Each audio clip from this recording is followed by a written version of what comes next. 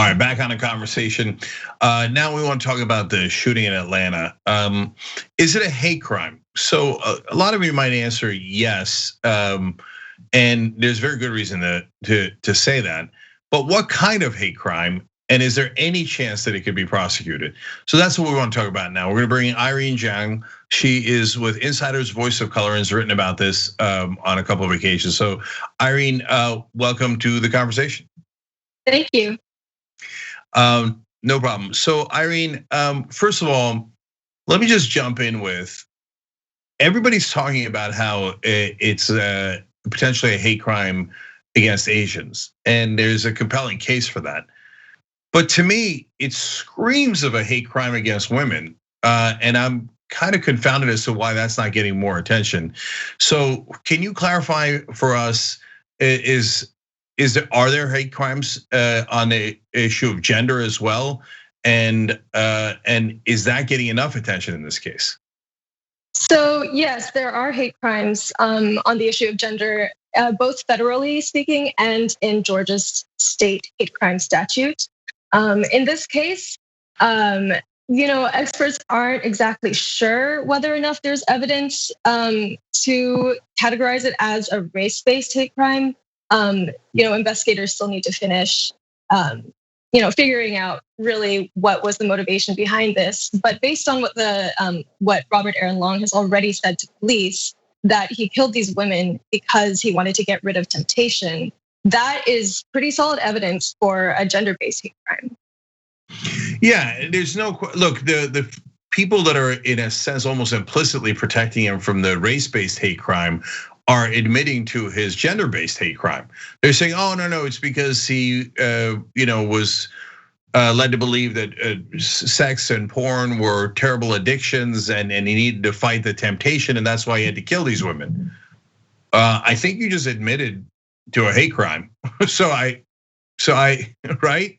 What am I? I'm not missing anything, am I? No, you're not missing anything, but ultimately it is up to state prosecutors and then possibly federal prosecutors to decide whether or not they have a case against him.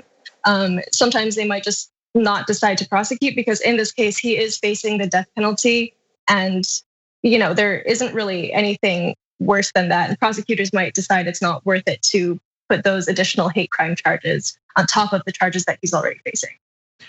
So you explain in your articles the Department of Justice takes a long time to do a hate crime. There's a understandable bureaucracy around it, but it is very frustrating, and the Attorney General has to sign off on it, et cetera.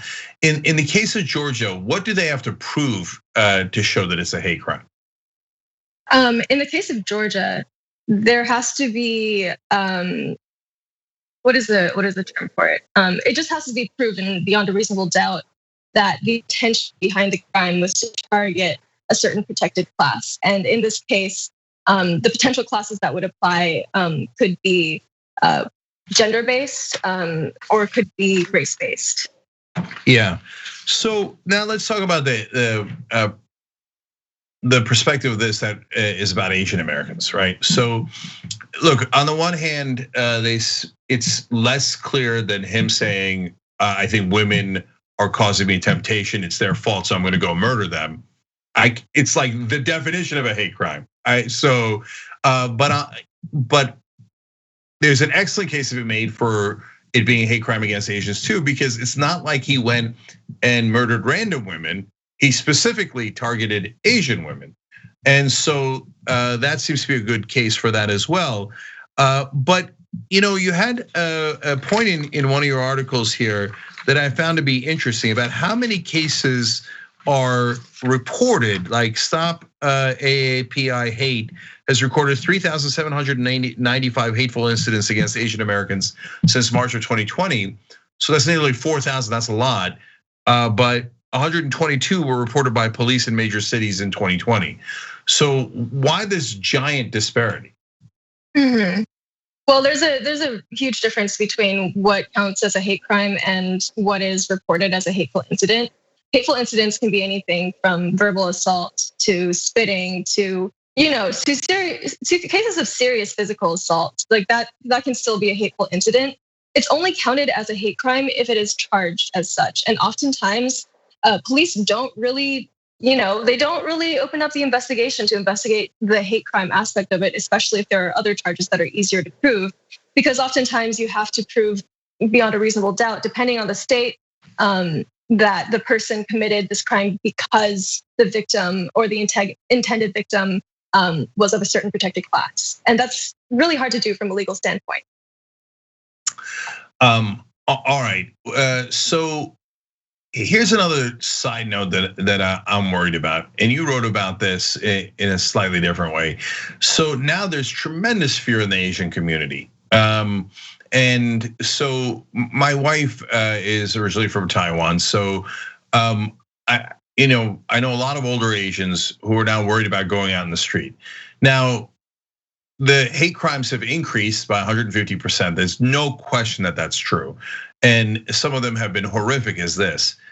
But I'm also wondering, and I don't have an answer for how to solve this, right? But in a sense, our reporting of it to bring attention to it helps to hopefully alleviate it in the long run. But it also scares the heck out of people. And so, Irene, I don't know how to solve that one. Do you sense the same fear in the Asian American community today that I do, and how much more elevated it is than a month ago? Yeah, I definitely do. But I think that also the fear has been there from the beginning of the pandemic. For Asian Americans, I think that, everyone that I know who is of Asian descent has been, East Asian descent specifically, has been sort of nervous about going outside. And I know I have as well. I've had racial incidents happen to me in the city in New York before the pandemic, and since the pandemic, I've just felt like a very elevated level of anxiety whenever going out. And I know that's true of all of my friends who are also East Asian. I mean, it feels like we were being scapegoated for this pandemic, and it's just getting worse. Yeah, and so not all the people doing the attacks are Trump supporters, but Trump and the right wing drove this agenda that it's China's fault for the virus. Now, the reality is, if you were actually being technically correct and factually correct, the US spread the virus more than any other country. We had the most cases, we had the most deaths, and so but Irene, isn't that the issue here? That it's a matter of privilege. So when you have the sheriff's spokesperson in the shootings saying, well, the guy had a really bad day, and he he doesn't call it a confession. He says he took responsibility for his actions. And the assumption is, well, if you're doing these anti-Asian crimes, I guess some folks in power still think like, oh, I get why you did it. Whereas blaming America or blaming anyone else would be nonsensical, but blaming minorities to them implicitly seems to make sense. Isn't that an even deeper and bigger problem? I guess I'm not sure what you mean in terms of like the connection between scapegoating Asians for the pandemic and this particular case. I actually don't personally think that they are completely connected. I think maybe that there is some implicit bias happening in this case, where maybe the shooter, I can't really speak to his motivations there, but I think that separately, this is more to do with the hatred of Asian women specifically and the fetishization of Asian women specifically that has a long history before the pandemic. I think that it also speaks to just the historical disdain that Americans, especially white Americans, have had for Asian Americans, for people of Asian descent in this country since, the first moment we stepped foot on this ground. Yeah, tell us about the Page Act of 1875, because a lot of people might not know about that. Sure. Yeah. So when the first Chinese came over from China, most of them were men.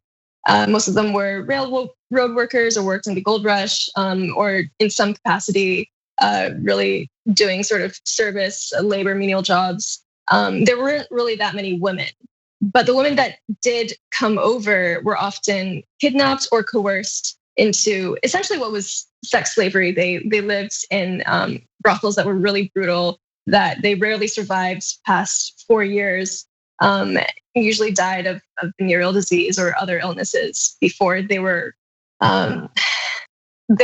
technically their contracts were up. And so that started happening in maybe the 1850s, the mid 1800s.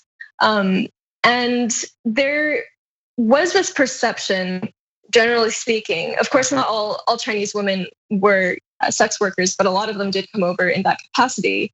What happened was that there was just a lot of anti-Chinese sentiment. And these Chinese sex workers became a scapegoat for legislators who wanted an excuse to pass anti-Chinese legislation. So the Page Act of 1875 essentially banned immigration into the US for lewd and immoral reasons. I'm not exactly sure what the wording is there, but essentially targeting these sex workers. And that was used as sort of the foundation for the Chinese Exclusion Act 7 years later in 1882. All right. A deep and troubled history, unfortunately, for America in how we've treated Asians and Asian Americans here. Irene, thank you so much for joining us and shedding some light on it. And everybody check out the articles because it's got so much more information on this issue, including the Chinese Exclusion Act, which you should all know about. So thank you so much for joining us. We really appreciate it. Thank you, Jay. Thanks for watching The Young Turks, really appreciate it. Another way to show support is through YouTube memberships.